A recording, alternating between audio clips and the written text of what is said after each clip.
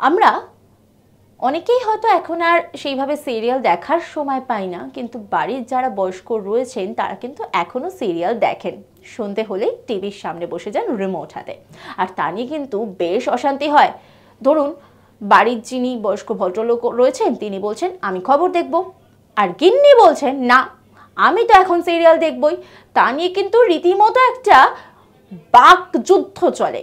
কিন্তু বলুন তো, কখনো এই প্রশ্নটা কি মাথায় এসেছে যে ভারতের প্রথম পারিবারিক সিরিয়াল কি ছিল? তার নাম হচ্ছে হাম লোগ। দূরদর্শনে দেখানো হয়েছিল 1984 সালে। কটা এপিসোড ছিল জানেন? 156টা। আর তারপর তো সিরিয়ালের যাত্রা শুরু।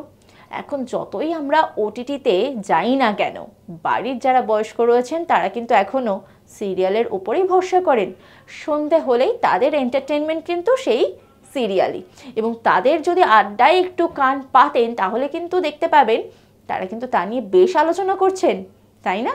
এরকম নানা অজানা তথ্য রয়েছে আপনাদের জন্য, তার জন্য অবশ্যই নজর রাখুন আজ তাক বাংলার ইউটিউব স্ট্রিমিংয়ে।